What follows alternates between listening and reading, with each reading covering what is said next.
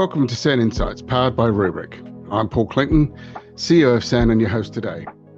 In each episode, we connect with sector leaders and practitioners to discuss the challenges, opportunities, and ideas shaping student experience.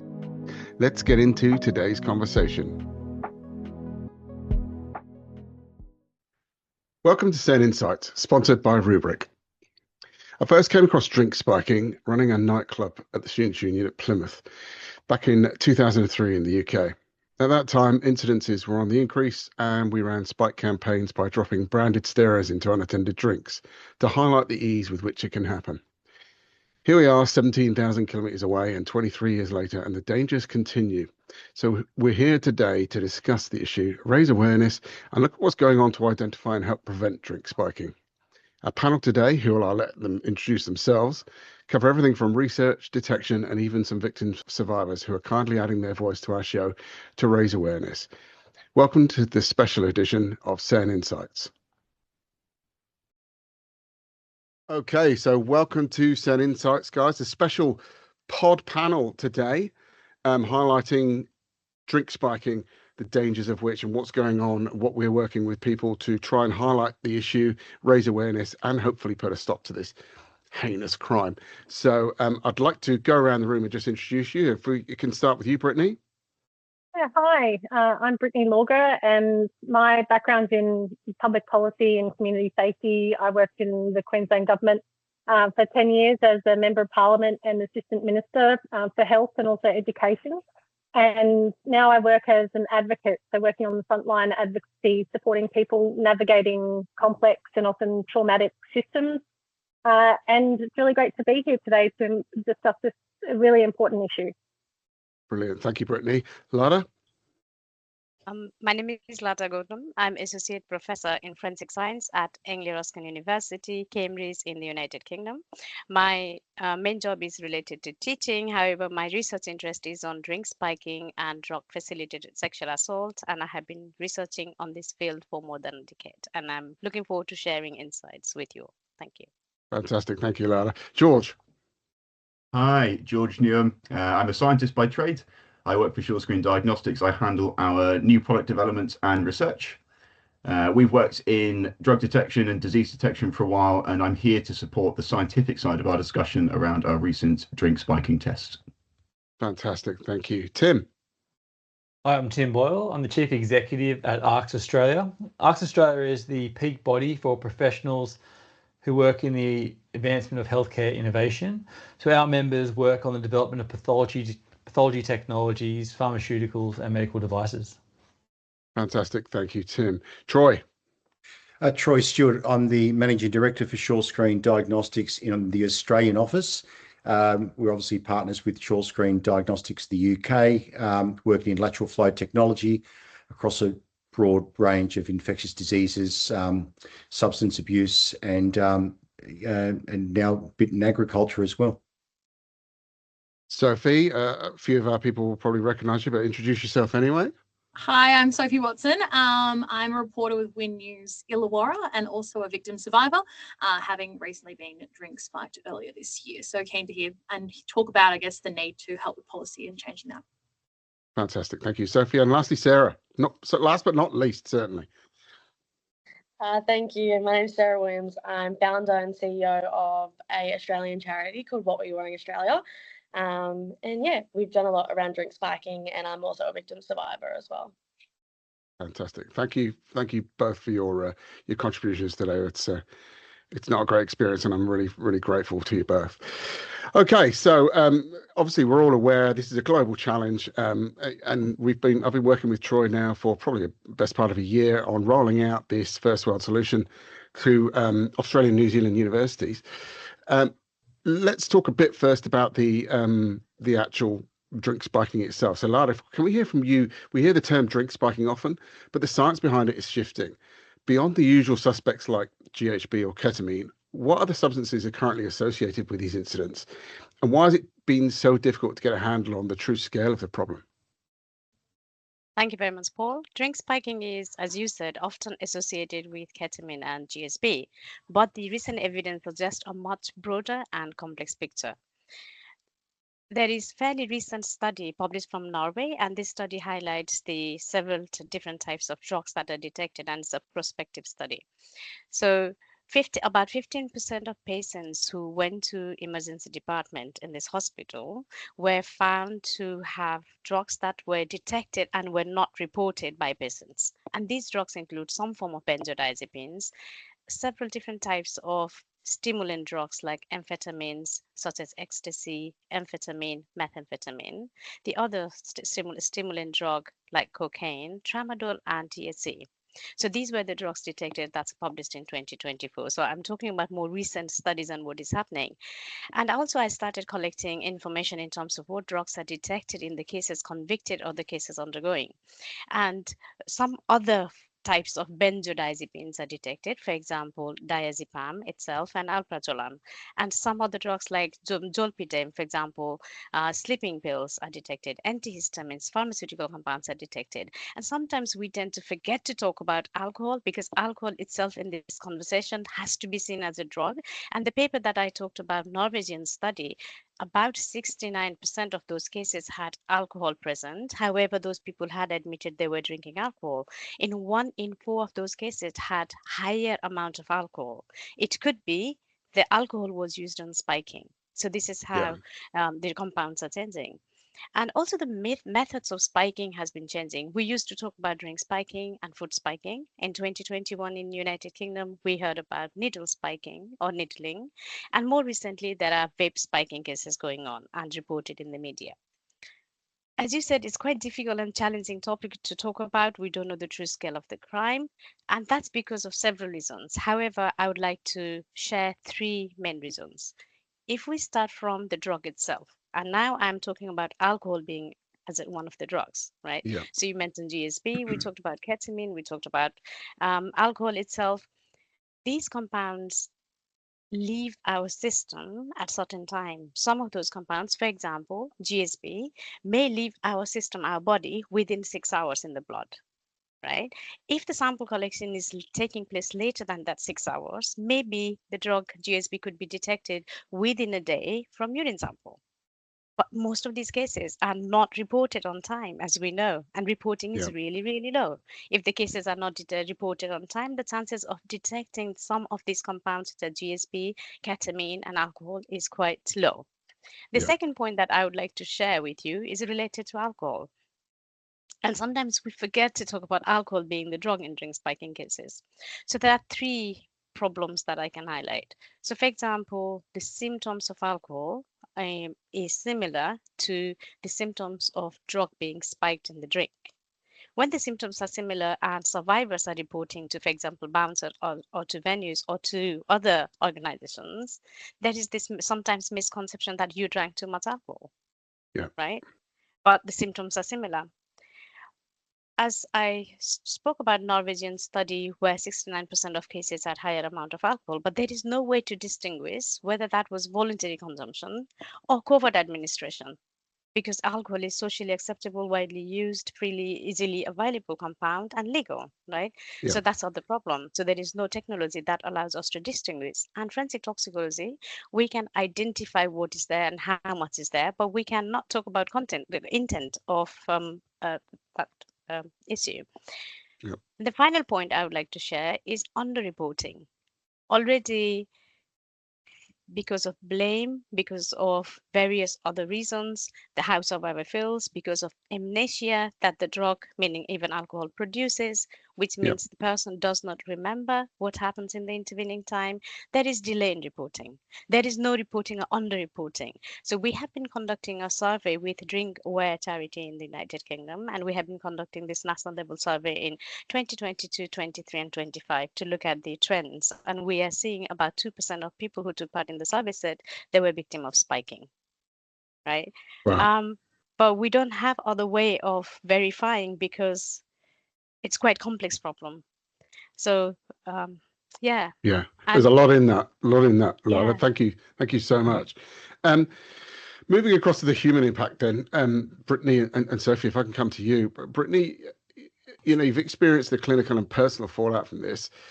From a policy and safety perspective, and if you're comfortable sharing, what's the immediate reality for a victim survivor in those first few hours? In the first few hours, it's confusion, fear, a complete loss of control, really. People don't often know what's happened to them. And I say people because this happens to men and women. It happens to transgender people. It happens to all kinds of people. And by the time that they seek help, that window for detection or evidence can already be closing. That Lada kind of touched on them.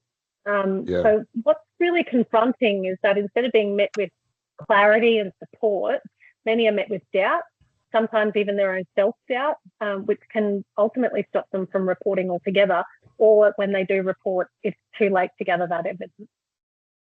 Yeah, that's tough. Sophie, you've got a dual lens as both a journalist and a recent victim survivor.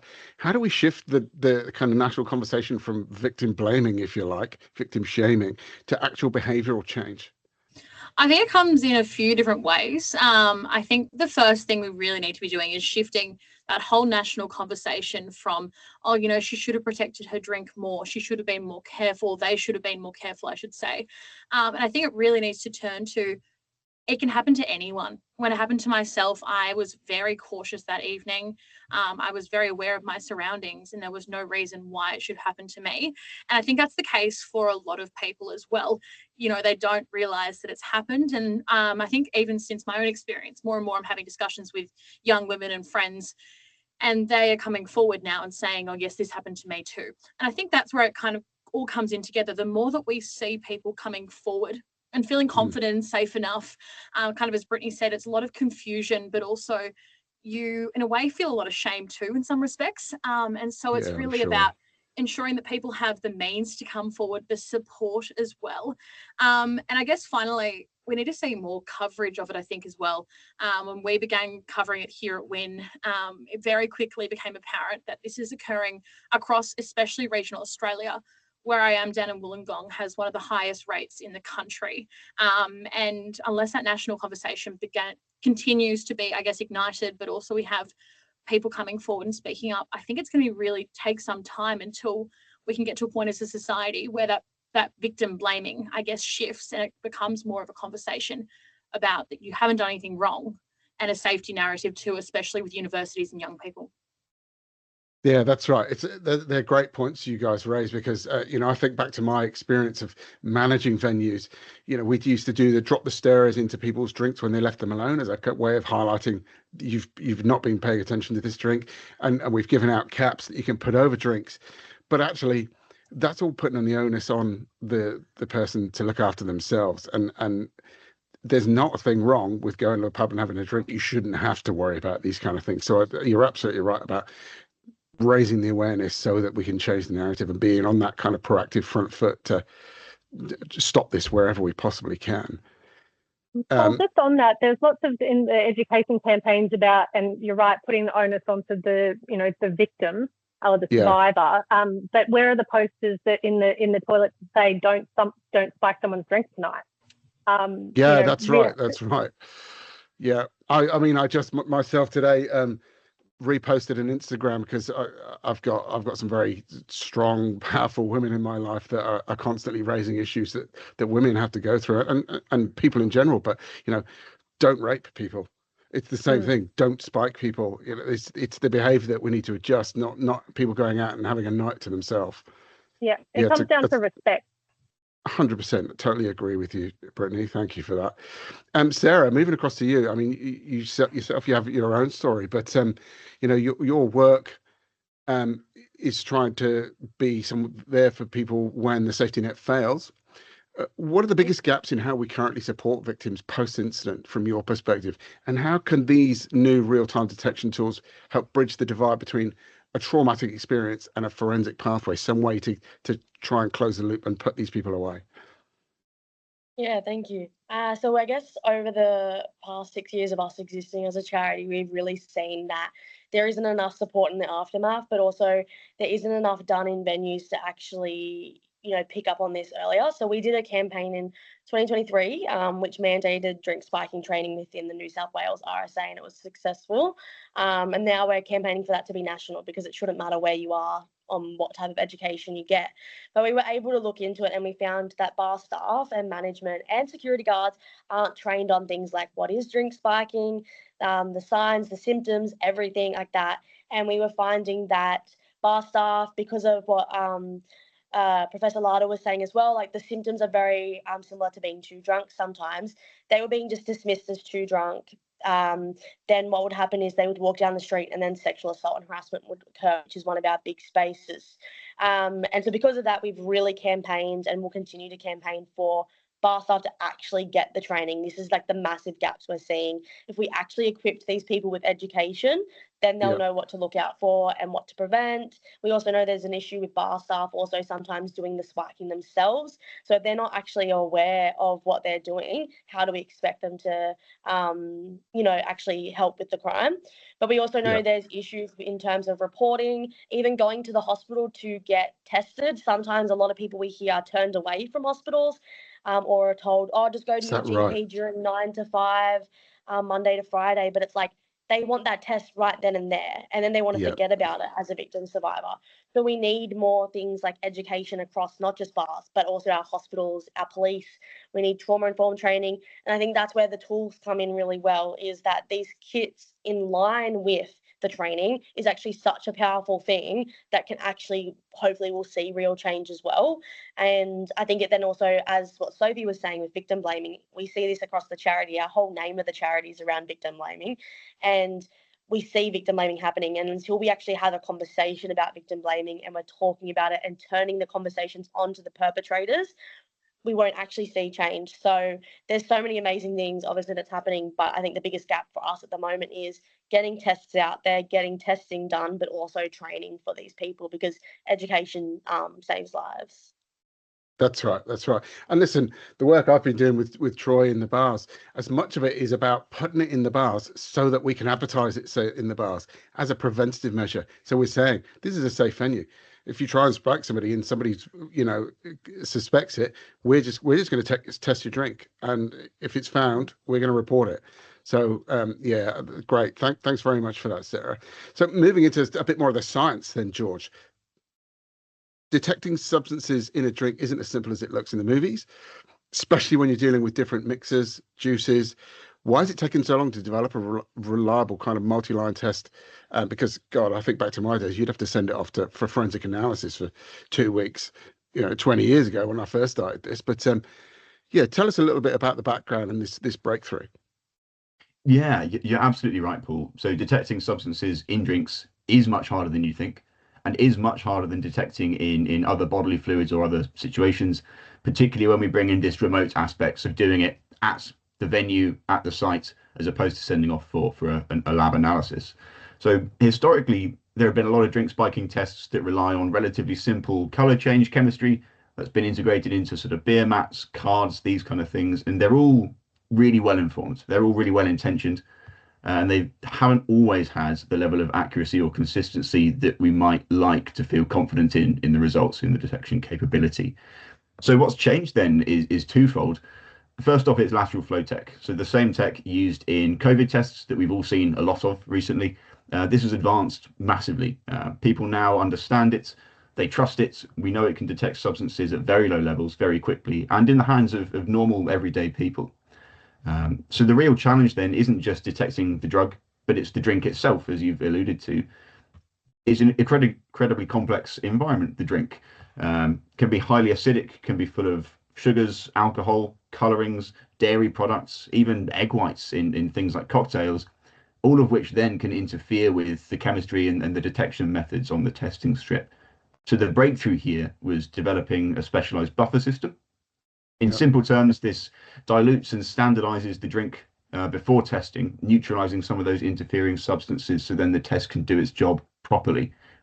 What we've done then is combine sort of a well understood and trusted tech with some really carefully engineered innovations to make sure we can handle real world drinks in a real world environment. And that's what finally makes this a reliable multi-drug detection system that can be used in a practical setting.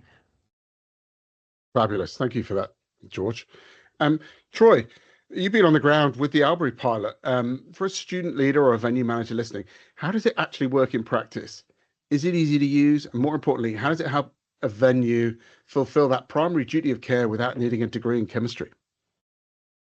Well, what we found through the Albury pilot was that it's not complex. We did a 20-minute rough training course with the bar managers. In fact, it was on the local government council office with the liquor accord. And it seamlessly worked in with existing frameworks, such as like the Ask for Angela campaign, where campaigning is very effective. But if I could just for a second go back to, I think what Sophie or Brittany mentioned earlier, with the campaigning, what you drink, don't leave your drink unattended, look out for your mates' drink. It's not cutting the mustard. We're still seeing drink spiking on the rise, and we need to give bar staff and security the tools they require to identify any drug in a beverage if it's been suspected. The multi-line rapid beverage test is, as George said, it's a lateral flow device. It's what people are very familiar with throughout COVID. So it's quick and very easy to use. You take, a small sample with a little pipette from the beverage, you add it to your little extraction buffer tube, and you apply 3 drops to each of the 2 wells. That's it. And then you get very clear results that'll identify if there is a drug presence in the beverage. In the case of the first phase of the MRBT, we're detecting GHB, ketamine, and a broad range of 22 different types of benzodiazepines. So no, you don't need a degree in chemistry to run the test. However, it's not just about detection, Paul. It's also what happens next when you do detect or screen for a drug in a beverage, and to ensure that the alleged victim is safe and emergency services have been contacted. So if a positive result is triggered, the bar kit would allow for immediate forensic collection of the beverage. That's critical because substances like GHB dissipate quickly from the body. However, it does remain in the beverage. And that's why we've now incorporated a secondary vial for sample collection. So whether the drug in the beverage has been detected on our device or not, it can still go for forensic or further analysis if there's another new and emerging drug, or protonidazine or something, a new benzodiazepine.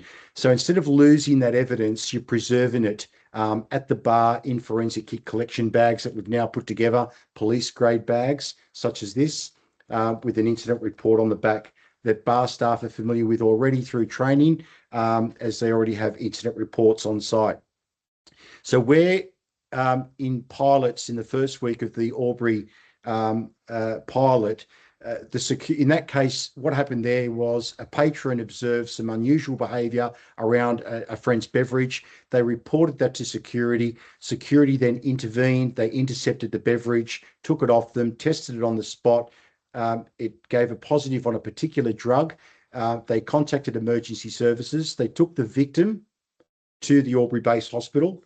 The police then attended the site, identified the perpetrator, made an arrest, and that led to actually a conviction. So the science does work. Since then, we've implemented the forensic collection piece as part of best practice. But if you give venues staff a simple protocol to test, respond, preserve, and report, then you're giving the bar staff the tools to better protect patrons. And that's when we move from systemic change to a more holistic, proactive approach for community safety. Brilliant. Thank you for that, Troy. And isn't it incredible? Here we are thanking COVID for things. They've given us little things that people are used to using, like QR codes survived on the back of COVID. Lada, can you just wrap up for us, if you can, the technical side? You've led the independent evaluation at AIU. How did the MRBT hold up under blind study conditions? And how important is it, this cross-border collaboration between the UK, AU, NZ for creating a kind of global safety standard? Because that's where we need to get to. Thank you so much, Paul. I had the opportunity to test SureScreen MRBT test kits. We selected completely independently 44 drinks commonly used, available in the market to test for. We tested the kits without adding drugs in it to see do they actually work, because I had tested that are currently about 11 test kits available in market. I have tested 9 of those test kits, and I was aware some of the test kits were giving false positives with high concentration alcoholic drink, whiskey, vodka, and so on. Therefore, I selected range of drinks, 44 drinks in total. So when I tested this test kit without drugs added to it, all of the results were as it was meant to be, negative. Then I spiked these drinks with concentration that was mentioned by the manufacturers what it should work.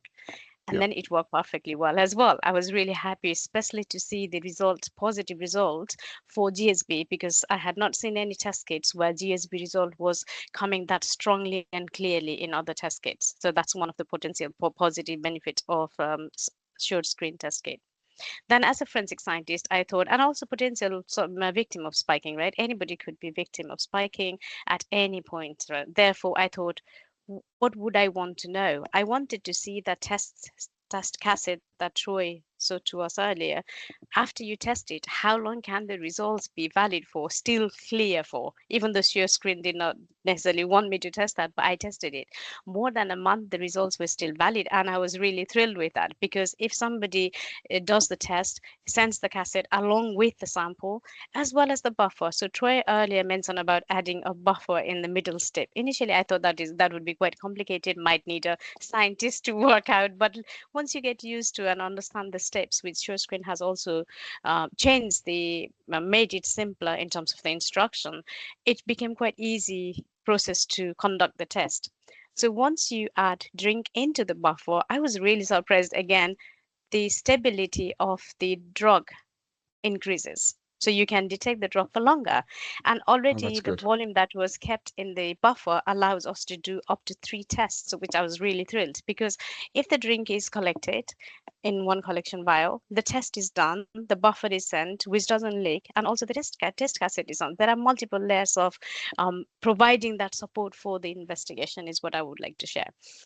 We then conducted completely blind study. So somebody prepared spiked drinks, some were spiked, some were not spiked. Somebody else analyzed it, and the other person reviewed the results. So 2 people looked at the results, somebody else spiked, right?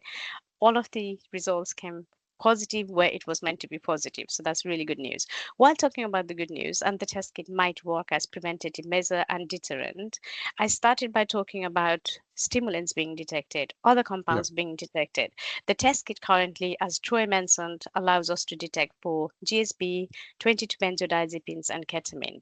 If the drink was to be spiked with cocaine or any other stimulant or other drugs type, currently the test kit does not test for it. So therefore, it would be a good idea to recommend, even when the cases are negative, the sample is sent for further confirmatory analysis. So knowing all these problems, then what we did is we started using integrated approach, thinking what else needs to be done. And I think Sophie and Brittany also talked about importance of education, awareness raising. We initially conducted a survey of Cambridgeshire night venues to see their level of knowledge and whether they were reporting the cases, whether they needed any support. Based on that, then we provided recommendations. We also conducted a national survey. Then we are expanding our research into different methods when we identify gap. For example, we are conducting freedom of information requests to police and then to hospitals, because those people who are ending up in hospitals, their first duty of care is treatment, right? If the sample is not collected at hospital, if the sample collected at hospital is not currently collected for investigative purpose, the chance of detecting that compound is already lost. Yes. Right. So it's really crucial to understand the problems associated with it. I would like to now talk about the limitations, as in if alcohol was used in spiking, that currently MRBT does not allow for testing for alcohol and stimulants and other type of drug. Knowing all of these positives and negative side, let's say we have the test kit that really tests for GSB, which I was thrilled about, and also some other drugs, benzodiazepines. Then we have developed educational toolkit by working with United Kingdom stakeholders, different charities, different organizations, Home Office, and everyone. We have taken their feedback and developed an educational toolkit, which is basically resource put together to make people aware of what is spiking. Spiking is a crime. We talked about perpetrator focus as well. And there is currently research going on in UK, in University of Birmingham and Bournemouth about perpetrator focus research, if anybody is interested to know more about that. So we have developed this toolkit. We are happy for anybody to use the toolkit and customize to suit their need for their reason and institution that they are serving for, especially for how to provide support, how to seek for support and to report.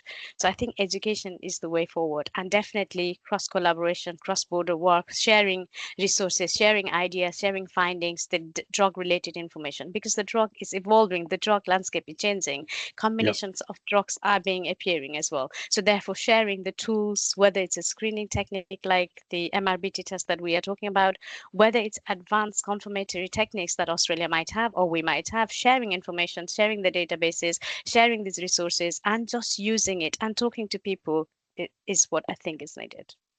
Brilliant. Thank you very much indeed, Lola. Tim, I'm going to come across to you now, and I'd like to open by thanking you for your patience.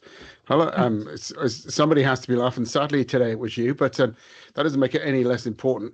For me, there's two really emerging themes here. One is around what I want you to talk about, which is adoption, and the other one I'll come back to in a minute, which is around getting the government aligned on messaging around this.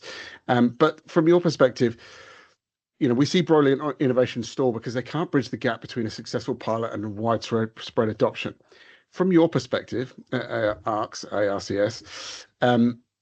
what are the non-negotiable factors like workforce capability, industry standards that need to be in place for this to become an accepted safety standard across the sector, rather than just a one-off initiative? Cool. Thanks, Paul. Listening to today's discussion, what really strikes me is that this conversation is bigger than just drink spiking alone. I think what we're really talking about is this challenge of implementation of new innovation into real-world practice. And that's something that Australia has historically struggled with. And with an issue such as drink spiking, it's one we can't stick our head in the sand on. And it's complicated with devices that detect drink spiking because they skirt around regulation for therapeutic diagnostics. The drugs that they're detecting are controlled or banned substances.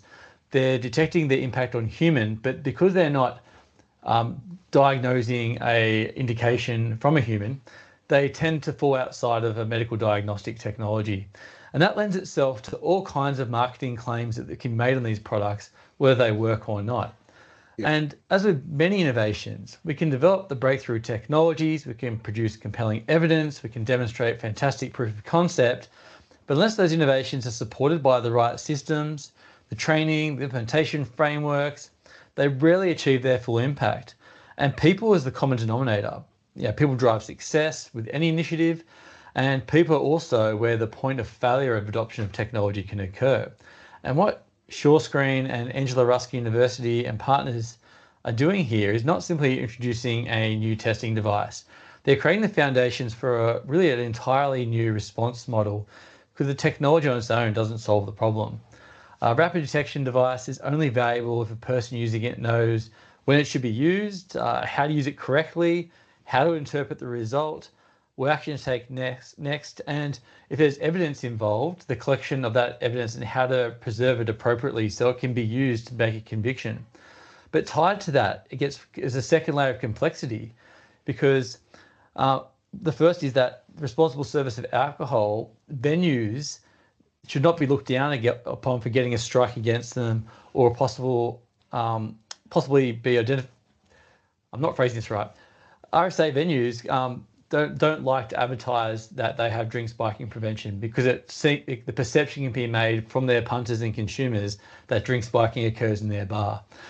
But we know that drink spiking is occurring everywhere. So in some cases, I know in New South Wales, with the responsible service of alcohol, if you actually come out and declare and report that you've had a positive case of drink spiking, that can then be used against you in your licensing. So it becomes a regulatory and a compliance problem. We're not wanting to admit this is a problem that exists in the first place. And the second one is around workforce capability and capacity. And because it requires education, protocols, professional standards. And this is where ARCS comes in, because professionalization of that workforce in being trained how to use these devices is critical. Without having them being knowledgeable and skillful in the art of using these effectively, you won't get the identification of the problem, you won't get the convictions and the outcomes. So I think there's a whole bunch of things around training, protocols, preserving evidence where a legal pathway might be appropriate, and that could really influence how licensed venues, festivals, major events, and even healthcare settings respond to suspected spiking incidences in the future. If we get this right, it becomes more than just a product rollout. I think it becomes a model for how we can show that we can make multi-factor complicated systems work in a practical, scalable manner. And that impact is protecting people doing everyday activities such as socializing or going having a drink with their friends. I think that's a real opportunity that we have here. Brilliant. Thank you very much, Tim. And without wanting to get on my soapbox, one of the things I find a little frustrating coming over from the UK, and don't get me wrong, I love it here. I'm not going home for all the money in the world, but the multi-layers of government we have in Australia to get something rolled out effectively that makes a big difference can be really frustrating. So can I just ask you, probably Brittany, Sophie and Sarah, from your perspectives, how do we get this on the national agenda? How do we get this to a point where somebody federally stands up and say, no, enough? This is a problem. This is in the same category as gender-based violence, as violence against women, and all those other things that we're trying to stamp out in this country. How do we affect that change? It has to come from the people, from the community. The community has to really drive this. Politicians listen. As many people might say that they don't listen, they are, very much have their ear to the ground when it comes to their local communities. And it takes people writing to their local member, and it takes people meeting with the minister. It takes community grassroots action for us to be listened to. It is a big issue when I have been engaging with members of parliament about some technology that I'm working on that measures biometric data and uses your iPhone or smartphone to detect possible intoxication or drink spiking. So many members of parliament that I've met with have actually expressed that they know someone close to them who has been a victim survivor too. So this is a problem that members of parliament, people in government, bureaucrats, policymakers all know about because it happens everywhere. So it takes all of us to work together to bring this to the national forefront. Brilliant. Thanks, Brittany. Sarah, Sophie? Yeah, in my field of work, the only way we really mainly ever see these kind of things getting across the line is exactly as Brittany said, when we have the whole community or multiple members coming forward. Even today, this podcast, I believe, is a good step in the right direction in terms of bringing it up to the national agenda, but it definitely goes back to, I think it's going to have to sadly be back on victim survivors to keep coming forward and keep sharing their stories to really make it clear to our policymakers what's going on, especially in our universities and with young people at the moment. Yeah, how sad is it that we're leaning into these victim survivors to do the legwork for us when they've already been through enough. Sarah, have you got anything you'd like to add? Yeah, I think the last thing I'd just say is that drink spiking is far too taboo. Like you've got violence against women that is already taboo, but then drink spiking's at a whole nother level. And I think it's, getting the media to, obviously Sophie's doing a great job, but the rest of the media needs to start actually talking about this because the more we can actually get stories out there in the media, that's where people are. But we also need, as both of them said, community actually talking about it as well. But also there's definitely an area with like influencers and celebrities using their platforms to actually start speaking about the issue so people can learn about it, because at the moment people are too scared to talk about it, or they just simply don't care at the moment, unfortunately. That's right. And more blokes talking about it, making a fuss about it as well. Shouldn't always be on the women. Troy, you've got something you'd like to add there? You also look at peak bodies in the industry.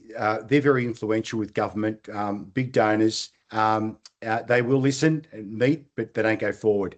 And I think that's where we need to start and continue chipping away there.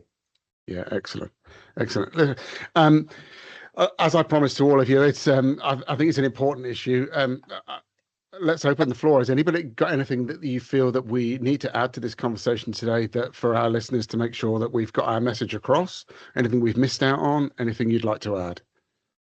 Throw a hand up or just start talking. Can I Go, please Lada. add one thing? Because we talked about spiking being gender-based violence, and I would like to be clear here. So contrary to our popular belief, a significant proportion of male respondents reported rape, them being raped after being spiked, sexual assault, and they were also subjected to more theft, robbery, pranks, and blackmail than female respondents. So I'm talking about our survey in 2020-22, where we had 6,318 participants. 299 were male respondents in that. So therefore, we do need to think everybody needs to come forward. It's a problem it's a wider for issue. everybody. Yeah, it's a wide issue. Thanks for highlighting that, Lada. Anybody? Brittany, anything you'd like to say in summary? I might just add to that, sort of following on from what Troy said, that peak bodies definitely have a responsibility, especially the pharmaceutical companies that are manufacturing these drugs, with the intent of good, but are being used in the wrong way, do have to, hold some responsibility for the misuse of them and the harm that's caused. And same too with alcohol companies as well. We talk about responsible service of alcohol and responsible drinking, but we need to broaden that conversation to include safe drinking, so that people can enjoy a beverage but be safe while doing it. 100%. These companies make lots and lots and lots of money, and yet are nowhere to be seen in this conversation.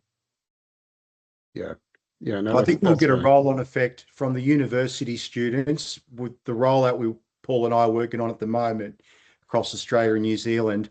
I think we'll see a flow-on effect into the communities, which is important because they really, venues see this as a deterrent that we may have a drink spiking issue on premises. If we put up a poster, to what you drink, it's okay. But if we bring in a tool or a rapid device to test drinks, they believe it may send the wrong message out there that we've got an issue, and we need to get over that and start protecting patients as part of their primary duty of care. I can tell you, Troy. Sorry, Brittany. Sorry. I think we need to turn that around, and I think you saw evidence of that a bit in Albury, where businesses were actually seeing people come back out to venues because they felt more safe as a result of having these frameworks in place. So I do think that it is a little bit of a cop-out for venues to say, oh, I'm a bit concerned about, being perceived as a drink spike venue, when actually they should be promoting themselves as we do everything in our power to make you have an enjoyable, safe drinking experience at our venue. And that's somewhere I would like to go. I'm sure that most people, that's what they want for a night out. Yeah, there's a bigger discussion there around not all venues, but many venues as well. They're more interested in protecting the reputation of their venue than the safety of their patrons. We see this as the security layer. Security guards aren't there always in the best interest of the patrons, often the best interest of the reputation of the venue. So there's protectionism that runs both ways that can be overcome. And Brittany, just to your remark about the pharmaceutical companies not being present in discussion, it's also the doctors and the prescribing regimes having more controls about prescribing these quite dangerous, quite tightly controlled medicines that are being used illicitly. And there's a black market for these drugs as well. And that's something that we shouldn't leave out of the discussion, and how we shut that down. Yeah, absolutely. I was going to say, to your point, Brittany, that I've been working in and around the industry my whole life, and I would be shouting about it. If I had these in my bar, I'd be shouting about it because what it says is good. And I'd like to see licensing authorities around the country going softer on people that are using these things because they're serious about patron safety. That's what I'd like to see. So I think that's got to be the end goal. And listen, student unions and student venues on university campuses have always strived to be the safe place to learn about drinking, to socialize with your friend without the risks of being in the nightclub in town. So our members are fully on board. That they're signing up and taking these kits off me left, right, and centre. So hopefully we can be on the front end of leading a bit of change this way. And I'd say, as an open invite anyone who's listening who wants more information, get in touch. And anyone who's on this podcast that needs any kind of support moving forward to promote things that are reducing, spiking incidents and any other kind of incident like this in bars, just get in touch. I'm on board. I'm sold. So, listen, I think we'll wrap it up there. I just want to say a huge thank you to you all, bringing your experiences, your expertise and professionalism to today's discussion. Hopefully we can get this message out there a bit more. I know our guys are listening to it. When it goes out, share it amongst all your networks and LinkedIn and so on and so forth. And hopefully we can raise the issue across both sides of the world. So thank you all today for coming on board. Thanks, Paul. Thank you very much. Oh.